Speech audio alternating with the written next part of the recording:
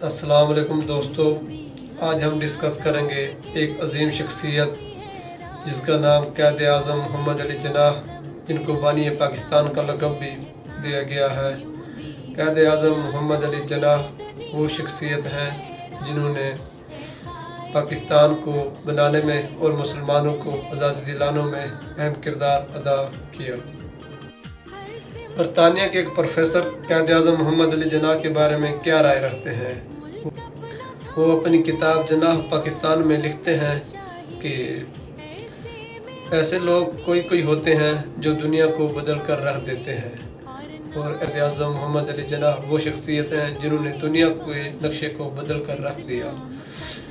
قائد اعظم محمد علی جناح 25 دسمبر 1876 کو پیدا ہوئے اور یہ اپنے 11 بہن بھائیوں سے سب سے بڑے تھے۔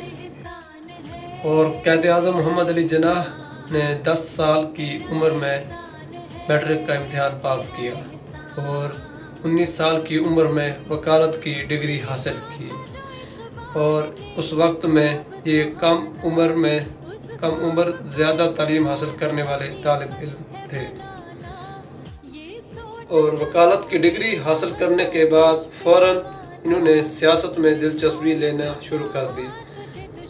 دلچسپی کی ایک بڑی وجہ پاک اور ہند میں انگریزوں کی حکومت تھی، اور انگریزوں کے خلاف آواز اٹھانا شروع کر دی، اور 1896 میں انہوں نے انڈین نیشنل کانگریس میں شمولیت حاصل کر لی، اور 1913 میں محمد علی جناح مسلم نون لیگ کے ایک اٹوٹ انگ بن گئے، اور 1916 میں محمد علی جناح کو مسلم لیگ کے ہونے والے اجلاس میں صدر منتخب کر لیا گیا، اور یہی سال تھا جس میں کانگریس اور مسلم لیگ کا پرامن معاہدہ ہوا، جس کی بڑی وجہ محمد علی جناح ہی تھے۔ 1940 میں قرارداد پاکستان پیش کی اور مسلمانوں کی علیحدگی کی کوشش میں مصروف ہو گئے محمد علی جناح، اور 1940 میں ہونے والے انتخابات میں مسلم لیگ نے زیادہ نشستوں پہ کامیابی حاصل کر لی، اور محمد علی جناح نے مسلمانوں کی آزادی کے لیے براہ راست جدوجہد شروع کر دی، جس کے بعد مسلمانوں کو بہت بڑا نقصان اٹھانا پڑا۔ ہندوؤں اور مسلمانوں کی جنگ شروع ہو گئی۔ یہ بات پوری دنیا کو پتہ چل گئی کہ ہندو مسلمانوں کو اپنا غلام بنا کے رکھنا چاہتے ہیں۔ اپنے مضبوط ارادوں اور مسلمانوں کی بے شمار قربانیوں کے بعد آخرکار 14 اگست 1947 کو پاکستان دنیا کے نقشے پر آ گیا، اور اس ساری کامیابی کا سہرا قائد اعظم محمد علی جناح کے سر پر جاتا تھا۔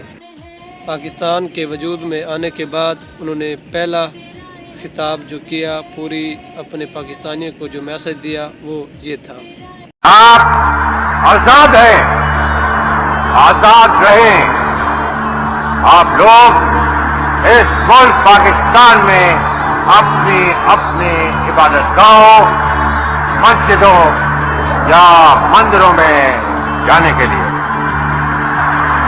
آپ کا مذہب کیا ہے، ذات کیا ہے، قوم کیا ہے، اس کا حکومت کے معاملات سے کوئی تعلق نہیں۔ جس کے بعد 1947 کو قائد اعظم محمد علی جناح پاکستان کے پہلے گورنر جنرل منتخب کیے گئے۔ قسمت کی ستم زنی بھی دیکھو، طبیعت خراب ہونے کی وجہ سے ایمبولینس میں ڈال کے ہسپتال لے جایا گیا، جو کہ نہ پہنچ سکے ایمبولینس خراب ہونے کی وجہ سے۔ بالآخر 11 ستمبر 1948 کو دنیا فانی سے وہ چلے گئے، جن کا مزار کراچی میں بنایا گیا۔ رات کے وقت قائد اعظم محمد علی جناح کا مزار کچھ اس طرح نظر آتا ہے۔